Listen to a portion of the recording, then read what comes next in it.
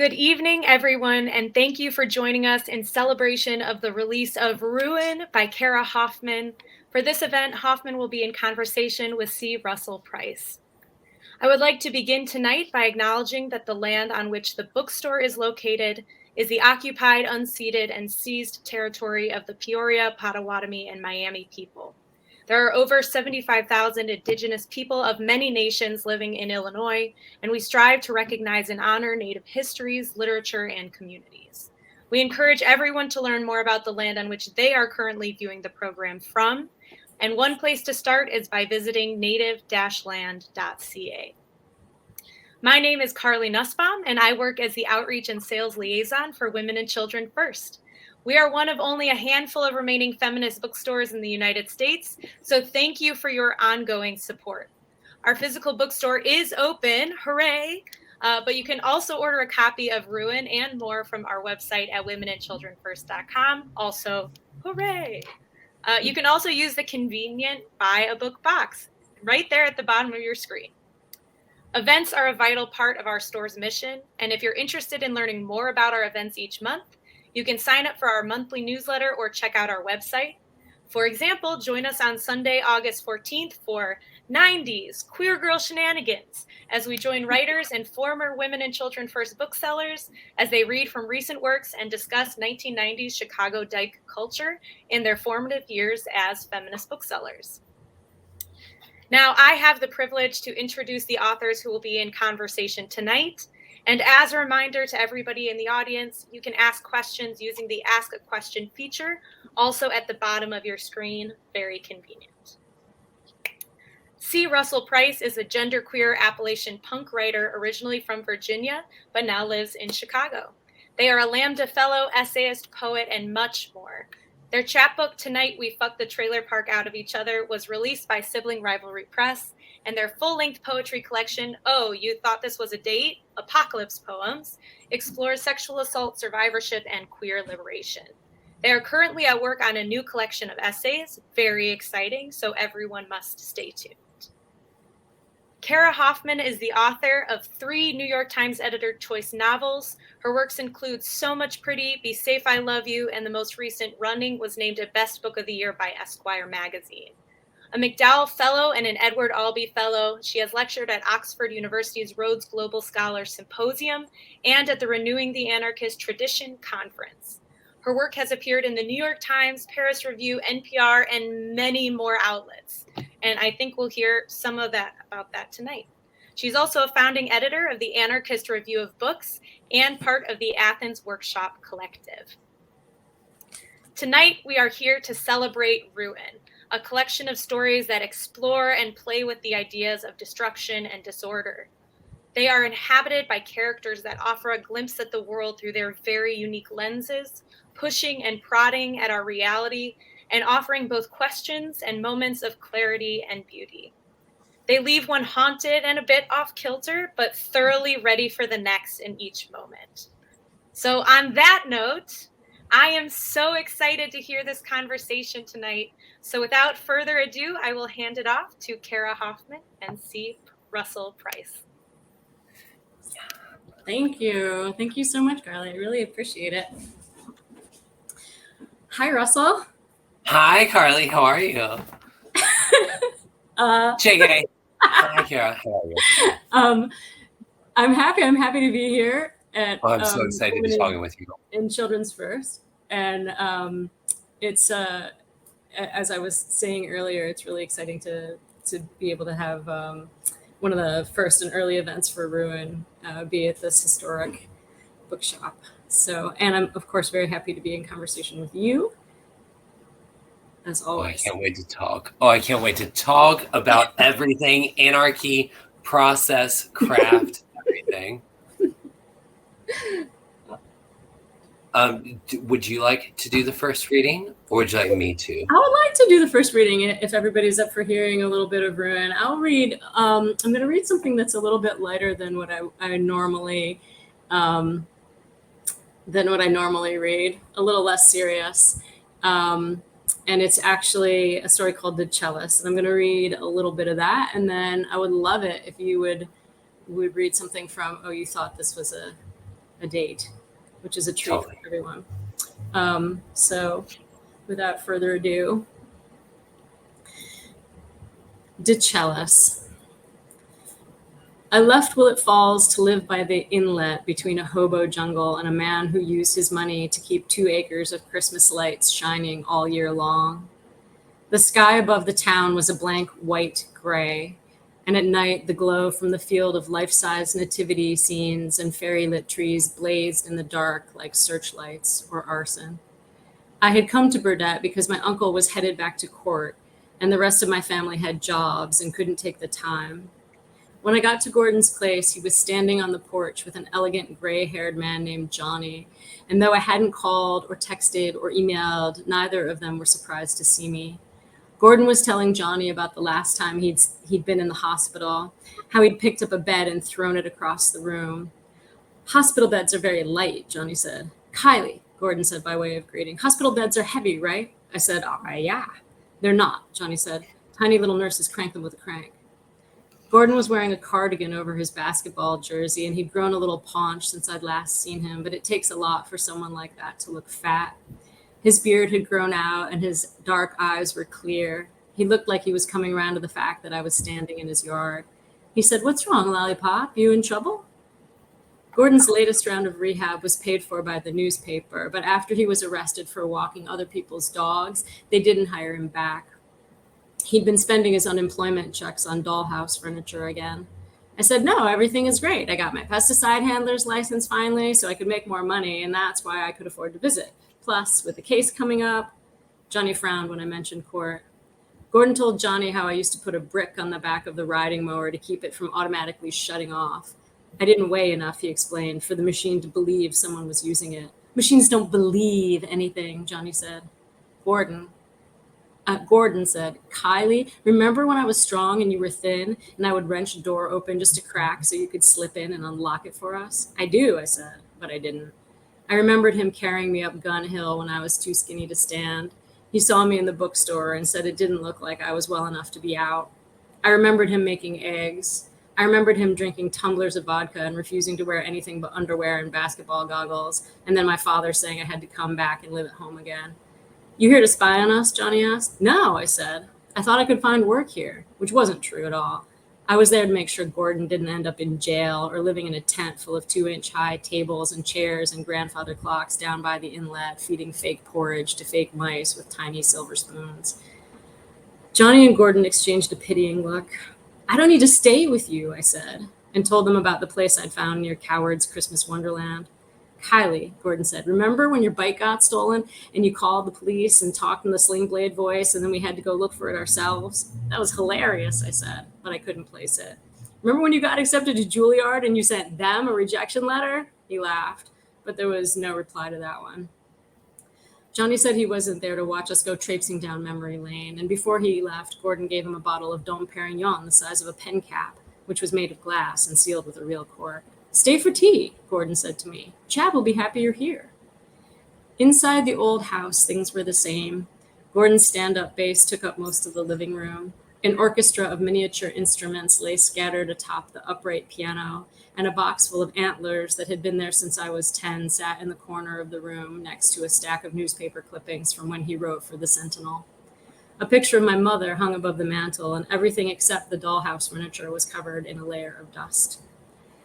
I got myself a glass of water and stood by the back window drinking it. Berry bushes and wild roses had eaten the garage. The kitchen was cluttered with the remains of breakfast and smelled like pancakes and chocolate. A tiny replica of the kitchen table sat on top of the kitchen table. This belonged to Chad. It was covered with a red and white checkered tablecloth. A miniature newspaper lay on top, open to the sports section, and beside that, a china cup and saucer and a sugar bowl the size of a cherry pit. Chad's little chair was empty. "I don't know where he's off to," Gordon said. I said, "Probably still at work," and watched my uncle's face come alive. That smile. "Kylie, you and me are peas in a pod." My new place was a room in a double wide with a hot plate and a plug-in kettle. The ground around the trailer was swampy and the air smelled of wood smoke. "How's he doing?" my father asked, his voice cutting in and out from bad reception. "How's the furniture situation?" Rain on the metal roof sounded like someone was trying to bury the trailer in gravel. Through the window, I could see the glowing mechanical reindeer raising and lowering their heads as if startled by the step of a hunter. Fine, I said. Was Johnny there? Nope. He have a lawyer for walking them people's dogs? Of course, I said. He must have scared the hell out of them people. He could go away, you know. This isn't fighting or shoplifting no more. He did those people a favor, I said. Ah, here we go, said my father. The other tenant of the double wide was named DeCellis. He offered me a cigarette when I came out of my room. The kerosene stove was lit, and a pair of wet wool socks were draped over it, steaming into the air around us. I said, no thanks. You Gordon Swank's daughter? His niece, I said. I stood in front of the stove and let it warm me. The socks smelled like a farm or a dog, and the sound of the rain made us hunch as if we'd been struck by the cold weight of it. There was a folded up tarp, some duffel bags, and a blanket piled in the corner by the door, and it dawned on me that the double wide was actually part of the hobo jungle, the fancy part. You used to live up there in that house with him, Chella said. Didn't you go to Burdett High? The school stood on a scrubby chunk of clear-cut land with woods on 3 sides and a highway running past, and the playing fields flooded all spring. I said, no, I didn't, because I didn't want to hear about some relative of his who went there too and remembered me. Sure, DeCella said. They called you Lollipop because you were like a big head on a stick body. He exhaled a cloud of smoke, picked at a long yellow toenail. When he looked back at me, his long hair fell away from his face. He bit absently at his mustache. You're thinking of someone else, I said. Nah, I remember. Gordon Swank came to pick you up that once wearing pink running tights, and he beat the living piss out of some boy you used to date. Didn't you get a scholarship to opera school? I said, all that sounds like something you made up. But he didn't make it up. And now I remembered him. His mother ran a beauty salon out of their house, and his father worked at Banfield Baker, where they sold pellet fuel and grass seed, and they had a monkey in a cage that died from choking on a quarter. DeCellis had represented France in the Model UN. The windows in the paneled living room were fogging, and it wasn't day anymore, and the tiny lights from Coward's flickered through the downpour. He's going to jail this time, Lollipop, DeCellis said. Doesn't matter who you're related to or what people remember. You think I don't know why you're here? Outside, the rain had let up some, and the air was damp and cold. The trailer's cinder block steps sunk into the marshy ground, and I let the door snap back, and the double wide shuddered. I walked directly to the edge of Coward's Christmas Wonderland and slipped below the electric fence without touching it. Between the luminous trees, there was nothing but a black void. Peepers called to one another in the dark, and I could hear the water rushing in the inlet, the rustling of animals.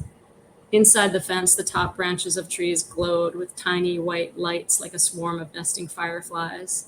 My boots made a sucking sound in the mud, and a deer bolted from somewhere behind me, braying out a wheezing rasp as it flashed past. That's it. Yes. Yes. Thank you, Cara. Yes. Oh my gosh. If you are curious, there is still 2.5 pages of more shenanigans on the Christmas tree. I love your work so much for how it verges into the surreal and the abstract of it automatically starts with a scenario in a moment in place, and then all of a sudden it's someone living on an abandoned hobo jungle camp near a Christmas tree light farm that is always lit, that there is always a moment of absurdity that is completely realistic and plausible. Thanks. Yeah, I mean, those are all based in real places. I mean, everything in the book, obviously, except for perhaps the priory where the mouse lives in the last story. But that made me think of The Borrowers and so many other moments of this is plausible. I mean, isn't the funniest part of absurdity in like writing about these things that the parts that seem the most extreme and unbelievable are the truest? Like the moments in which the artillery shells are a bracelet that is based in a real moment experience of someone you know. Mm-hmm. Some of the moments I write about in which they seem completely surreal are based completely in reality. So what's so amazing, I think about what's so amazing about it. Oh, you thought this was a date? Is that the book reads so much like incantations almost. I feel like this is a book where the very structure of it, you're setting up these different moments of magic. I don't Well, know. I think it's magical in the sense of I'm trying to tell the same narrative or to get to the same heart of the drama of the moment. Mm-hmm, And no matter how I frame it, whether it's through a debased form or a hyper sci-fi version of the narrative, that nothing is getting to the heart of it because nothing can really talk about that trauma but that trauma. So would you like a little poetry reading? I mean, of course I would like a little poetry. Okay, cool. Great. Thank you. So this is from Oh, You Thought This Was a Date, Apocalypse Poems from Northwestern University Press.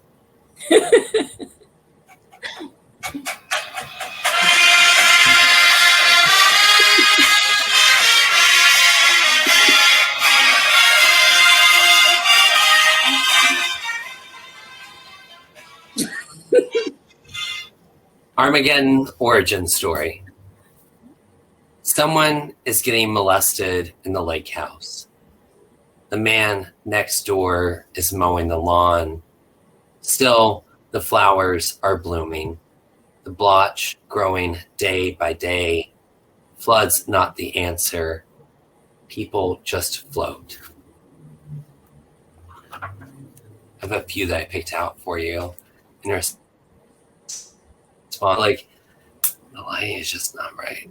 There we go.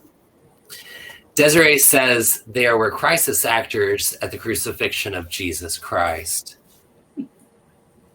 I'm poolside in Tampa with my new stripper friends from the Deja Vu Danceteria.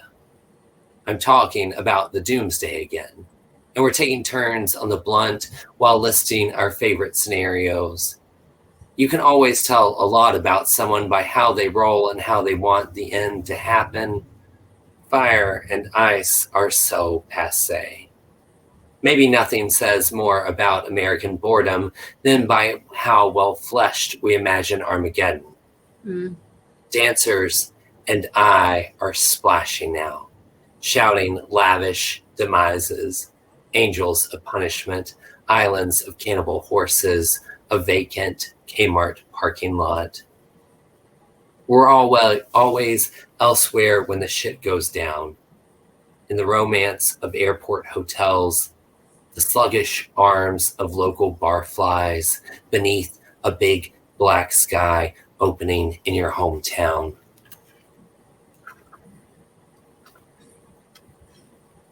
One of my favorite stories of yours from the collection is of the Beekeepers and how they fall in love and how there's just this overarching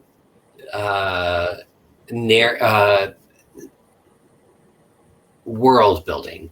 Like there's such a world building in such a small moment that if you're not paying attention, you'll miss it. So, oh baby, I hope when they take you, they take me too. All men have been castrated for health and public safety. Sorry.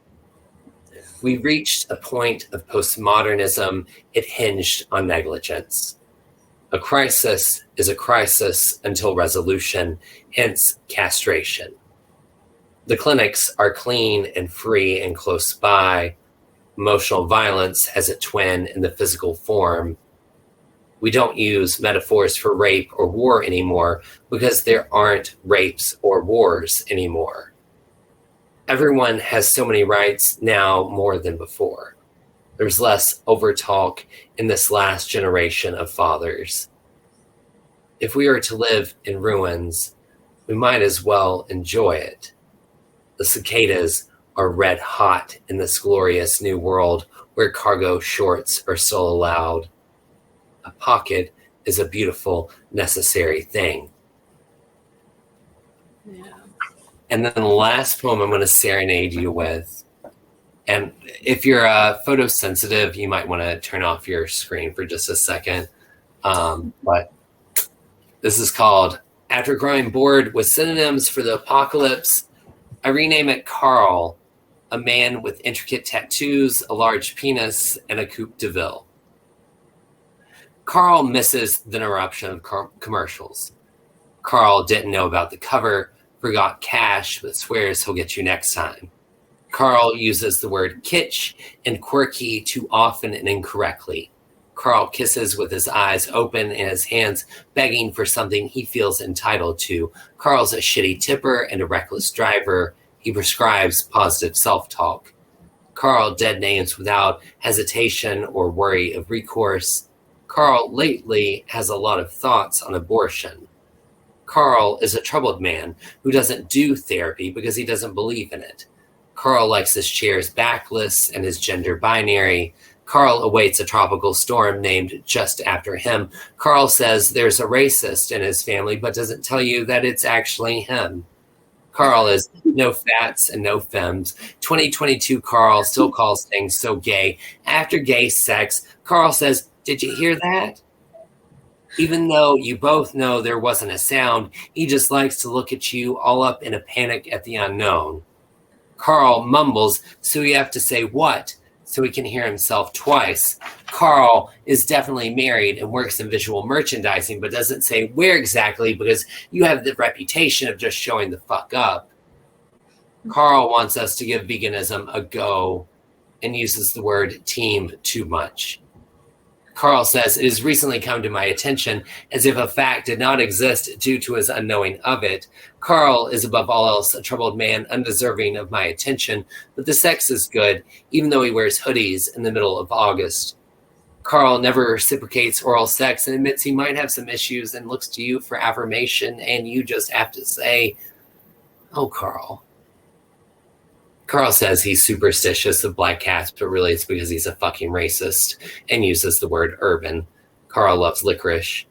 Carl believes in trans rights, but has a genital preference. Carl sings along real loud to the hard R parts. Carl loves sleep. Carl and cancel culture are in heat. Carl hands you a dirty washcloth from under the bed.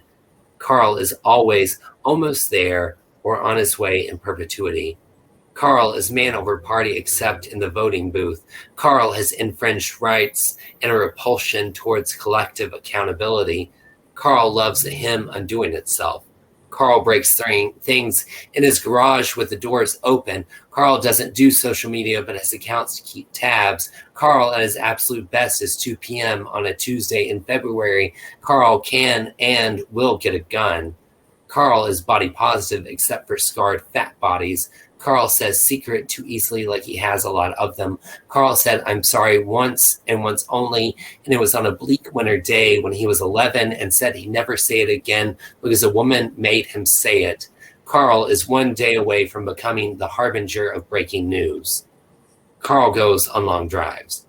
Carl goes on long drives at night behind a bug graveyard windshield and sunglasses, Hall & Oates, a few cracked beers, windows down. Carl drives slower the shorter the skirt. Carl just needs a minute of your time, sweetie. Carl's a gentleman after all. He opens the child-safe door for you. Carl gets too close, then closer, his beard wax glimmering. You know not to. Carl licks his stash roof. Carl looks at you, looking at him as he locks all the doors. Yeah. So, I love you, Russell. Cara, I love you so much. Let's tell our viewers. I feel like this is everyone listening in on a private conversation. I know, it's a little weird. So Russell and I see each other virtually every couple weeks because we work together on the Anarchist review of books. And I met Russell, or I really became aware of their work. It was before the pandemic, and what was it? AWP was canceled already. And you had made a little like audio file of your poems. And I'd been reading about your work and reading about Tonight We Fucked the Trailer Park Out of Each Other, which I think is possibly the best title of any like collection ever created. And so I asked you to send me the the file, and I was still in Greece. I hadn't come back yet to, because of the pandemic. And I was in Athens, and I just remember lying on the floor in my house in Athens, listening to your voice, listening to you read these poems, and thinking, I have to work with this kid somehow. Like, I really, we have to, like, there's projects, there's stuff to do. And then I came home and was starting Anarchist Review, and you were, one of the first people I was thinking about to ask to come onto the collective and work on the magazine. And it's been wonderful. It's such a trip. I mean, so this idea of like, you only have to go to a conference to make these connections, to do all this shit, and kind of that moment of, do I want to put a community at risk? Do I want to force myself as a working class writer to put myself at risk of quarantine? Like, even the idea of quarantine itself at that moment would have been disastrous financially. If I had contracted anything, I would have to miss work, which would then lead to other things. Like, and then to see it kind of just like, well, I have to follow my gut on this. I have to think of what is best for myself and community, and not attending, and then posting that audio, and then leading to a random Facebook message. Because were you in Greece at that point, or were you in New York? Yeah. No, I was in Greece. So then I bleary-eyed awaken at 3 a.m. with a message from you being like, hey, you seem really cool, and I like your writing, and you seem like an anarchist. Would you like to join the collective? Which was a trip, because if you ever have someone reach out to you and they have a Wikipedia page, that's a fucking, like, that's a whole thing. Like, you, like, it is exciting to find. Well, it was exciting to come across your work. And I think the most exciting thing that actually came out of the pandemic for a lot of people is walking away and stepping away from this sense that we all have to play this game, and we all have to be a part of this extremely commodified, treat ourselves like a commodity, treat our work like a commodity, and be a part of things that we don't really agree with. And I think the great thing about Anarchist Review is that it was something we could build together, that we all had trust in one another as editors, and that we were just like, fuck the New York Review books. Somebody said to me recently that they were so excited to get the Anarchist Review. They were like, it's like getting a New York Review of Books if it didn't suck. If it had better politics. Yeah. Also, I love that ignition moment of when Anarchist Review started getting together, where it was in response to the ongoing pandemic, to collective trauma, to whatever. Yep. And all the major folks, all the big five, all that shit, they're still producing the same kind of shit. Like all of, and I don't want to speak for the entire collective, but it feels like we are more interested in literature that we can create in response to the evolution of society and of culture. And that we're not going to do the same commodification of literature that so many people are still doing, as if the pandemic did not happen. Yeah. And I think the exciting thing too is that the collective is, the diversity on the collective is something that's pretty much impossible to find. Obviously impossible to find it at like kind of legacy newspapers and things like that, but impossible to find it in other literary journals. I mean, we didn't all go to the same prep schools. We didn't all go to the same colleges, right? We didn't all come out of these things, and we range in age. We have like a wide diversity of age.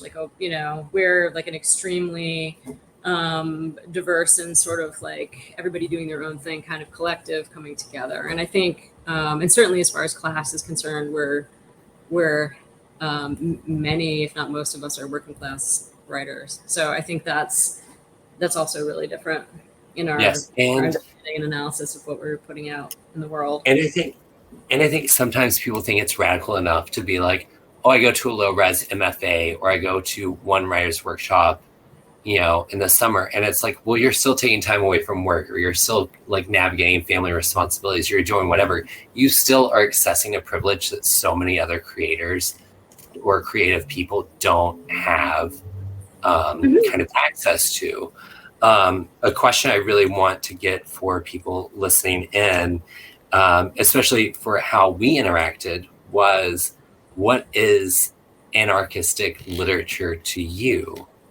And how did you see me as anarchistic writer? Your work is just completely anti-authoritarian from like the get-go, right? I mean, everything that you were doing was very punk rock. And I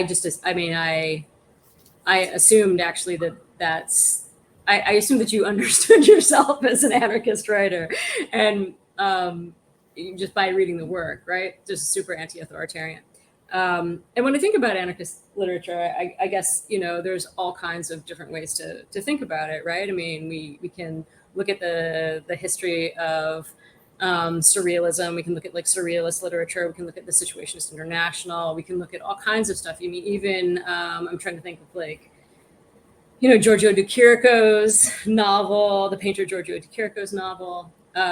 All these things are sort of traditionally anarchist literature, in the sense that they are messing with form, they are messing with ideas of authority, authorship, all kinds of stuff like that.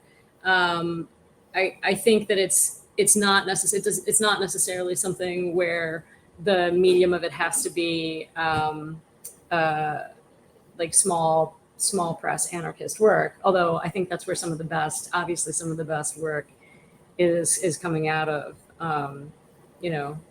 Obviously presses like PM, who published Ruin, and AK and Nightboat, and we could go on Haymarket. and on.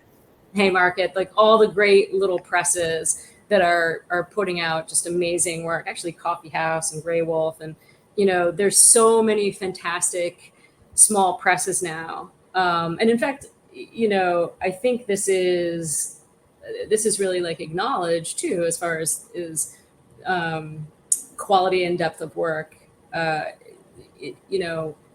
Much of the work that's like some of the best things that I've been reading, and even in mainstream, like acknowledged in mainstream ways, getting awards. I think 40% of like major literary awards are coming now from small presses. Tin House just published Morgan Talty's Night of the Living Res, which is, I mean, categorically phenomenal book. That's gonna I'll be really shocked if that book doesn't win the National Book Award. And of course, these are, so, we have these smaller presses putting out work that's anti-authoritarian, that's like really questioning, that's really beautiful, that's experimental. I guess I think of anarchist literature, when I think of the best anarchist literature, I think of David Wojnarowicz, I think of Close to the Knives. I think it's sort of like a perfect anarchist text, really.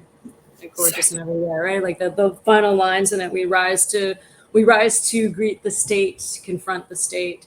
Literally the last lines in the book, smell the flowers while you can. So yes, all of that is where, and it's so funny, and your work does in so many ways remind me of Wojnarowicz. I spent a summer in the archive of the Fales Library, in the downtown archive of the Fales Library at NYU, reading all of David Wojnarowicz's journals from the time he was 17 on like an outward bound trip until he died. And it is that kind of consistent, amazing work ethic and rage against the state and against, state control is at the heart of every single thing he did. And Do you ever think that like creatives that you align with artistically and politically, because you've talked about this on your brother's podcast, and once you said that you felt like your anarchist ideology kind of stemmed from your upbringing. Do you feel like sometimes your artistic kind of loves also stemmed from that same kind of response, that you all experience this kind of rebellion towards whatever? Because we had very similar upbringings, you and I. that it's almost as if our political ideology stemmed from nature versus nurture. Well, I think it's interesting. I think, like, I think when you grow up in those weird places, those really strange, like we both share this idea of the pastoral, I think, in our work. It's so heavy. No. So when heavy. people compare you to Shirley Jackson, that's totally what I thought, like when I was reading the collection, where it was, but it was also Amy Hempel, where it was just like completely like gut busting poetic lyricism of the line, like where I read the book in so many different states, like hungover at the diner, fucked up, 3 hours in a bubble bath. And that's exactly where it's supposed to be read. These are the ideal circumstances to read this book. I'm so glad you're saying this. Check that off my list of questions. Where it was this moment of what is the right way of connecting, and why do we connect artistically and in a creative spirit? So, I mean, there's like the whole thing too of like, being an outsider, being a weirdo, living in, growing up in a weird, tiny, strange, Rust Belt, bizarre place in the country that's like the site of a genocide. I mean, like, it's just on and on and on. Being sensitive enough to know this is actually really funny. So my father, a couple Christmases ago, gave me a book on, like, a little history book on the town we're from, which is a teeny little town. And I didn't read it at the time because I was like, oh, I don't want to know anything about, I want to know anything more about this place. But a couple nights ago, I started reading it, and the place is even more weird than like I ever imagined. Are you reading it for like to be amazed or to find answers? Because I've collected like memorabilia from like even the map up here is of my hometown. Wow. Of like 1950. So it like is very dated. I mean, there's now a street light.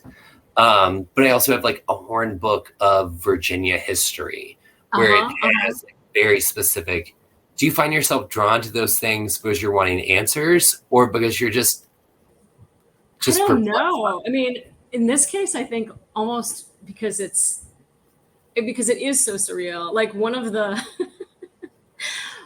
things I found out reading this book is that, well, so the town that I grew up in was like a prison town forever. Like prison has always been like the main industry there. And, and it was like a Civil War prison and all this kind of crazy shit. But one of the things I found out was that there was at one point so much trash, so much garbage everywhere in the street in this place that they thought a really good solution would be to bring in herds of pigs, just herds and herds of pigs. Let's see the trash. Yeah. To like eat all the trash, and then people would eat the pigs. So they had somebody deliver, I guess, many herds of pigs to this town that all just went wild in the town, eating things. And then of course they were out of control and like, I mean, stuff like that. And I'm reading it, and I'm like, yeah, that tracks. That's weird enough. Or like there's some horrible story about a sea lion that escaped and was like at large in the river. And the only camel that ever existed in my part of Virginia was acquired by a family illegally, like 2 streets away. And there was a thunderstorm, and the camel got struck by lightning, and they had to borrow a farmer's tractor to dig the grave in the front yard. Like it's almost one of these like origins, like you do, like origins themselves. Like these are very normal, but to others, they were like, wow. Hyper surrealism, how fantastic! Right.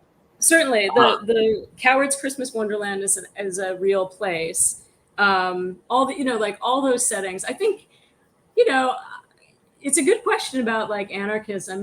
I mean, we obviously came to it naturally one way or another, either because we're artists or because we did have, both of us, I think, support, like people who like early on loved the work, like in our families and stuff, who were going to be like, oh, you are this artist, you are this person, and whether or not we understand you really, we're going to like give you these books to read and help you with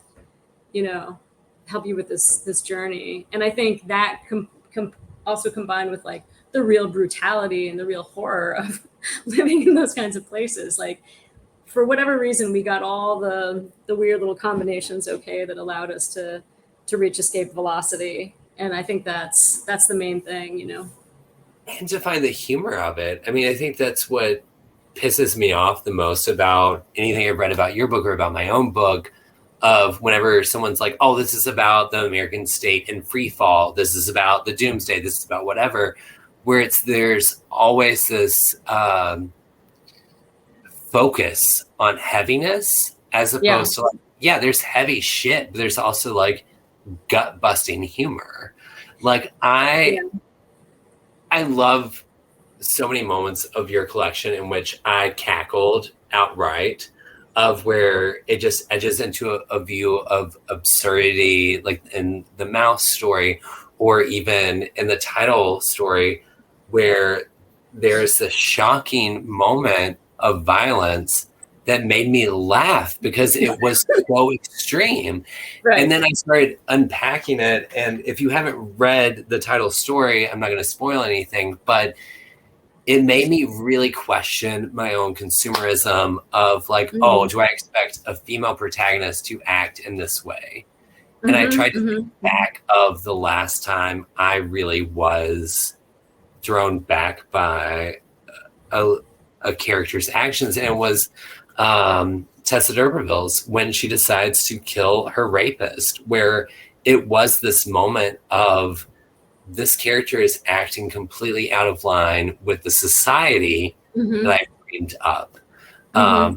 Okay, cool. We're at 7:42, so we're going to get ready for questions in a few minutes. You know, the thing about humor, I'm so glad you brought it up, because I think it's something that really gets lost in, especially like any kind of working class literature. If you're writing about characters who don't have money, I think there's this idea that everything that happens for these characters has to be tragic in some way.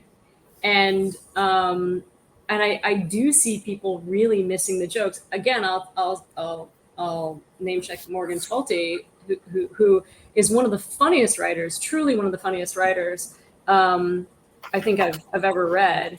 And that book has been, I mean, on NPR, they're just like, oh, it's so tragic, it's so sad, it's so awful, it's all about, you know, life on this Indian reservation, and it's so tragic. And I'm thinking, am I reading the same book? Am I reading the same book as these people? I mean, it's completely hilarious. And yeah.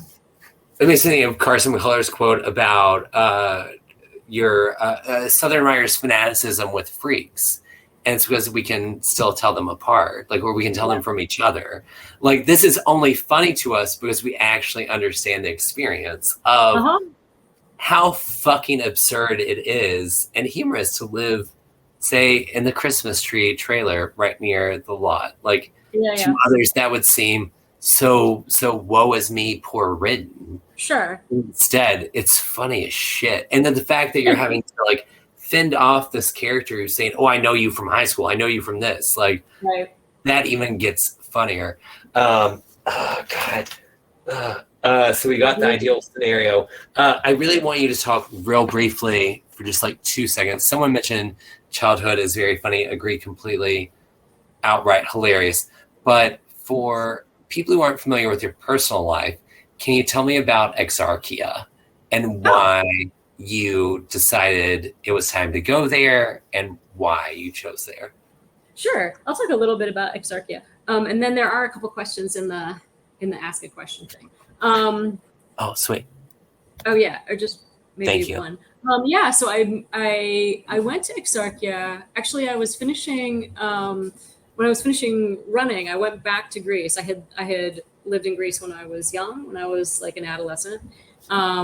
And sort of working and squatting and doing stuff there. Anybody who's read Running will have some sense of it.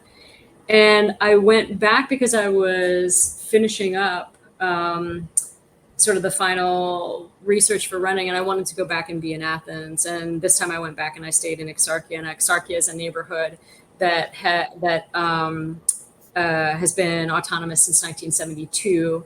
After an uprising at the Polytechnic, where the junta that was in control at the time killed 27 people by driving a tank through the gates of the Polytechnic Institute, and the neighborhood and also the city and then the country sort of had this massive uprising. The junta was pushed out, and a new government was instated, but Exarchia remained autonomous. Exarchia remained an anarchist enclave, and it does to this day.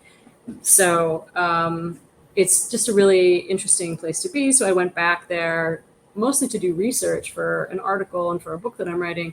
And I ended up deciding that it was actually a really good place to live. And it is. It's a beautiful place. There's a real sense of community. There's a real sense of putting your values on the line as far as direct action is concerned. And it's a continued struggle right now. There's still a battle over things related to gentrification. And I think, in Athens and in Greece in general, it's a lot easier to do this kind of direct action because there's not the same sort of militarized violence from the police. I mean, there is military police and there is violence, but there's not the really kind of crazy kind of crackdown that you get from the American police state.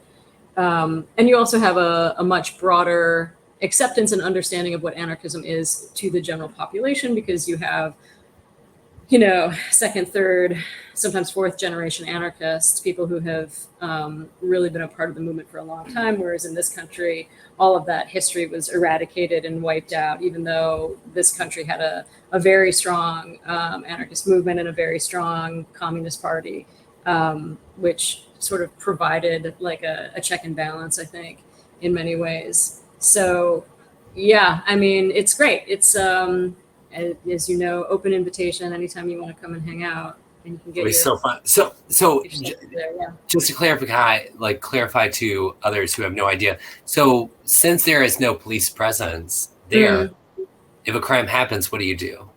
Well, there is a police presence in that the police constantly need to be pushed out. I mean, the police come in and they do patrol. For a while, like a few years ago when I was there, you would never see a cop there. And now you do. There's like a border, basically. There's like a perimeter where you see, the cops are there. But the community fights has often fought to push them out. When a crime happens, I think people in many ways take those things into their own hands, and sometimes it's violent and sometimes it's not.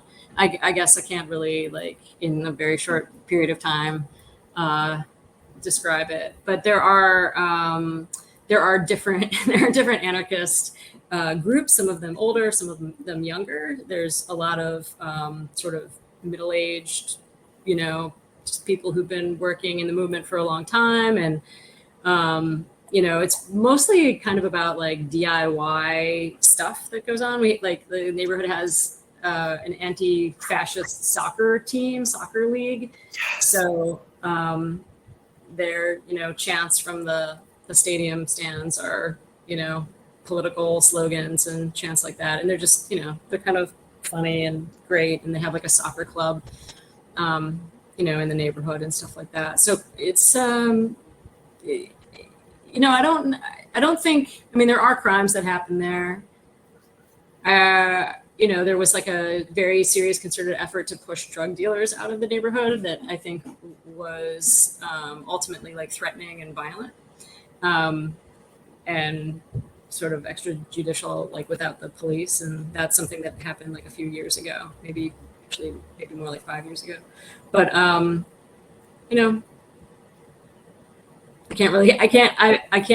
not really an expert on what happens when crimes happen in the neighborhood. For sure. It made me think of two parts. It made me think of a Langston Hughes quote in which he said, once you're critical of class, race, or one other thing, that's when the police state starts getting involved. Mm-hmm. And that also made me think of your line from History Lesson. No one anticipates how fast change happens. By the time the perimeter fences went up It just looked like more construction. Yeah, truly. So we'll go ahead and take the last questions because we're at 8 minutes. Does your mag accept submissions? Yes, we do accept submissions. We do not have an online presence except for a place where you can order the magazine. But it's anarchistreview.org, anarchistreviewbooks.org. And you can certainly write to us through there.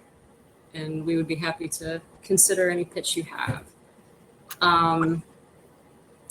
And is that right? Yeah. I mean, we are a paper-only magazine for a number of reasons. And then the next question is, in the paragraph where you talk about childhood playing in ruins, how do you feel that this collection, quote, plays with the ruins? Interesting question. Plays with the ruins. Yeah, I think that's... So again, Russell, maybe this is something that you understand from growing up. That, I mean, where I grew up anyway, there's like an awful lot of industrial ruins and lots of big abandoned buildings, which I think and like you're always surrounded by ruins, whether it's like your experience in upstate New York with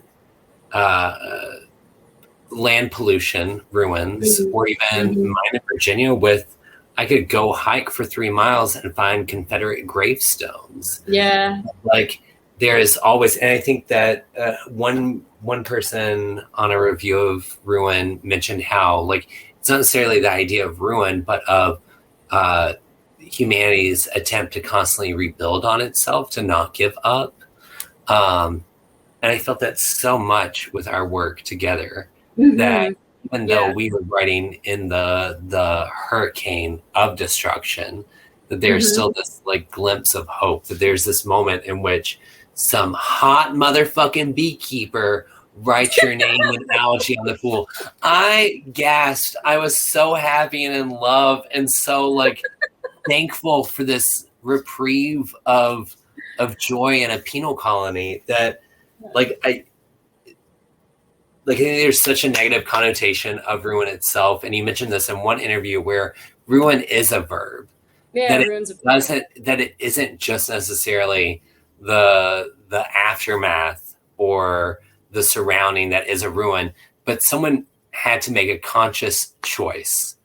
Right, and there's all kinds of stuff that we want to ruin, right? There's all kinds of stuff that we actually want and need to ruin in order for things to work properly, right? Yeah. And like we want to ruin capitalism, we want to wreck it. Yeah, it's an interesting question about like playing in the ruins. I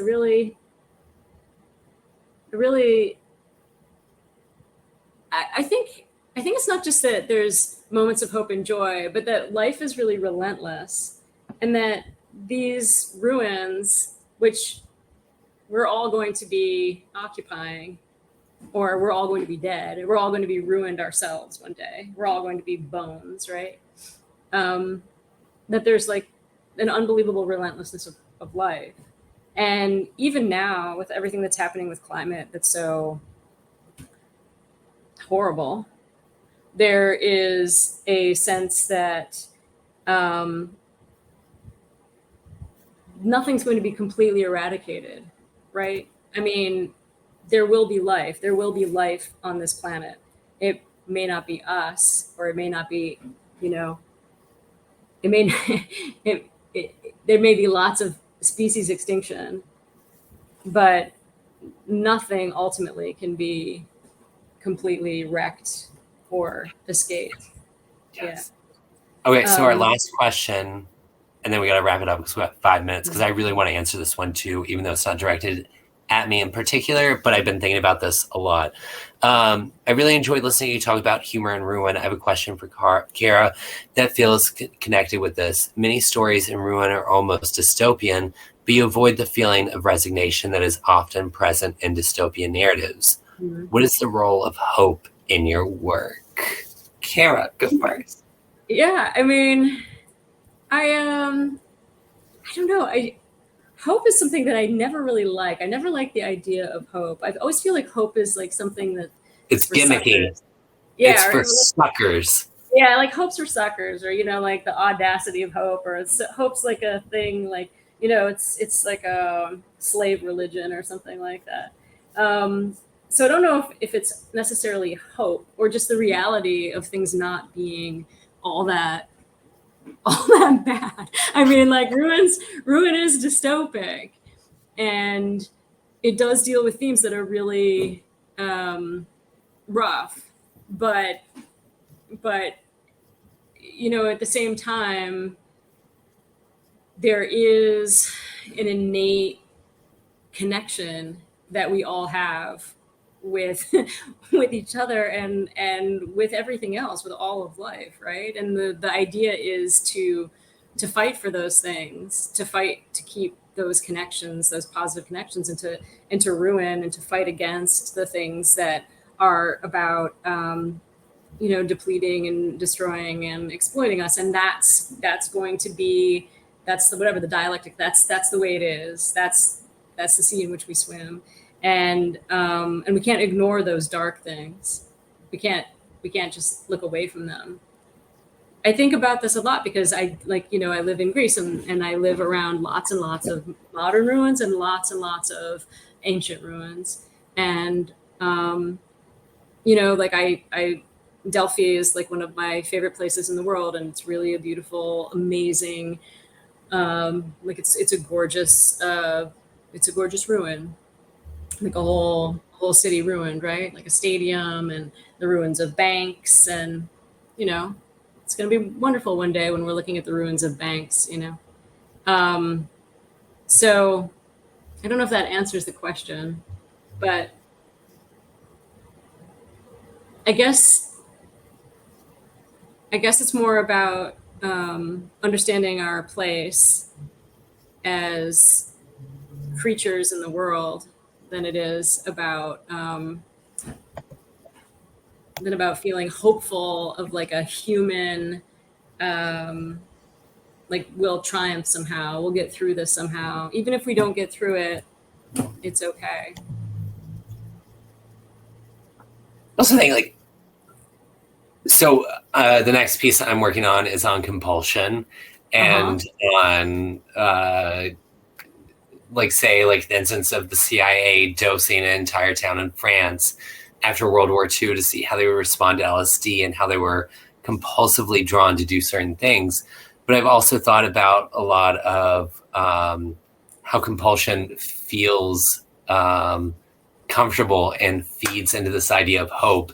And a line of a poem that I'm really trying to work on in a title, and the first line is, "I will fall in love to dancing in the moonlight if I only listen to dancing in the moonlight."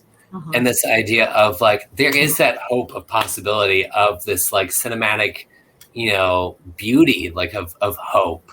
Yep. If you construct your own, if you, put your power to the imagination of this is the world that is possible, but you have to control it. You have to say that's really beautifully said. And I would say that it's not hope that I believe in, it is beauty that I believe in.